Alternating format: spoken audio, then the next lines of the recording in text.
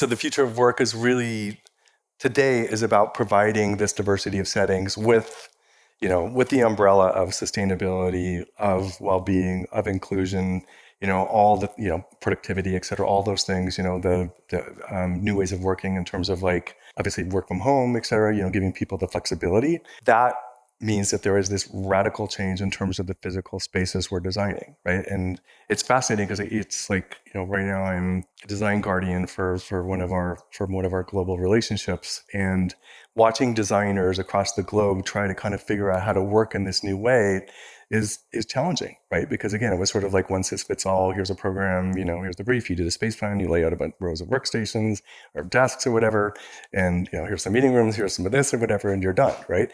And now it's about how do we design for all the individual users and truly design for those users that are going to be in the space, right? Which means a diversity of settings. Yeah. So even the way you program is incredibly difficult because you really have to understand the profile of the people that are using the space and what their outcome is, then their individual needs as well, right? And then provide this whole diverse array of settings. And there's not enough information yet to know what exactly the right metrics are. The workplace model that existed probably for the last 30 to 40 years is out the window. So we all kind of knew, in order, this kind of company needs this, based on benchmarking, this kind of company needs that.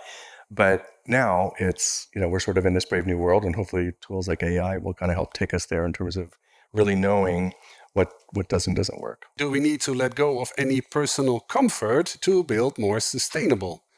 I mean, to me, they go hand in glove, right? Like I don't think it's about having less personal comfort, right? It's about, isn't it more comfortable being in a space that was designed responsibly for the planet, right? To me, it's sort of a no-brainer. It's like, I do think though there's a case for ugly in architecture and design. And if you think about products that are grown, like mycelium products, right? Or natural products, things that that aren't as processed, things that aren't as, sealed and other kinds of things, so it's sort of like, and I actually kind of want to write a white paper on this, but it's like, there needs to be a case for ugly in architecture and design, because it's like everything needs to be precious, right? You need, especially in the US, right? It's like, stone needs to look, the same on day, 8 years after they've moved in is the day that they moved in. Other surfaces need to look the same, but the reality is that things do patina and they age, and I think Europeans are a little bit more accepting of that, right? Just because of the nature of, we live in older cities and you see the patina of age, right? Which you've sort of come to embrace and love. But when you live in a really new place and everything's new and shiny or whatever, you sort of, come to expect that. But it's like, I think we need to sort of embrace ugly, right? So this project in Berlin, we're reusing a lot of their furniture. We're actually buying a lot of used furniture. We actually went out and found matching desks, which was, kind of a fluke that they were actually available. But, we need to embrace new thinking, which means that not everything doesn't have to be new. Everything doesn't need to be perfect. Everything doesn't need to be whatever the moniker is in order for it to be great design, right? And I think we all have to collectively sort of embrace the fact that it's not going to be the same way that we designed in the past. No, but what if this reused furniture is not very comfortable? But you can say to the client, yeah, but it's very sustainable. Then you let go a bit of. Well, that process happened on this project where the client was like, "We're using this. We don't like that." So that absolutely happened. But we reused it absolutely as much as we possibly could. Yeah. So again, I think as designers, we all sort of want everything to be, our signature and our whatever. But the reality is that maybe we need to let go of some of that. And this is hopping a little bit already in the discussion that we have. Can we truly build for our basic human needs and the pressing urgencies of the environment? I think the other radical change I think that needs to happen is, if we think about it, is the whole system of building something is as it's been for a long time, if not centuries, right? But in modern history, at least 100 years, something like that, right?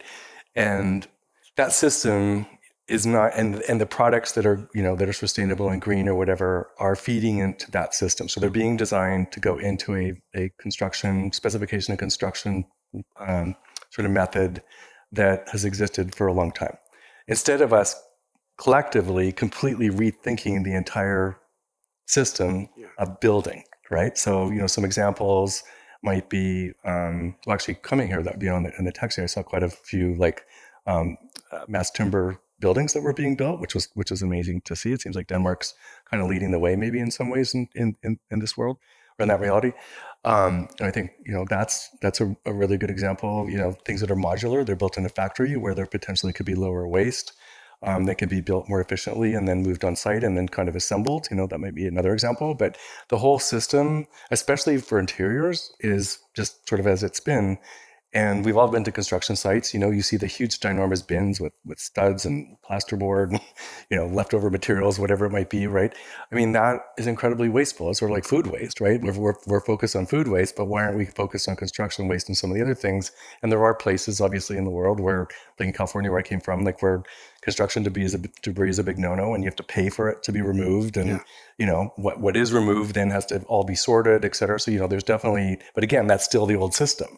Right? So how do we completely rethink the system to build in a way that is sustainable, right? And again, we don't know exactly what that will be, but for the earlier career people out there in the audience, is sort of a challenge to you to really rethink that. Unfortunately, it's contractors, PMs, architects, designers, like the manufacturers. We're all kind of part of an old system at the moment, and we all need to sort of figure out a new system, in my opinion. So what role do you think that a designer should play in advocating for sustainable building practices?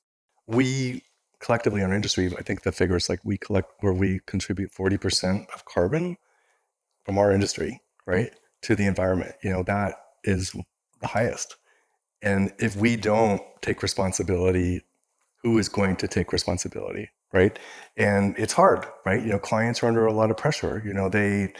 I feel sorry for these teams, especially these days, right? With inflation and everything that's happening, they're responsible for a budget and a schedule and the other kinds of things, the performance of the space at the end of it and people being happy and, the performance, et cetera. It's I don't envy needing to do that, but it's like, if we don't want to over push and over, like force, like break them, right? Arthur Gensler always said, like, stretch your clients. It's like a rubber band, like stretch them, but don't break the rubber band, right?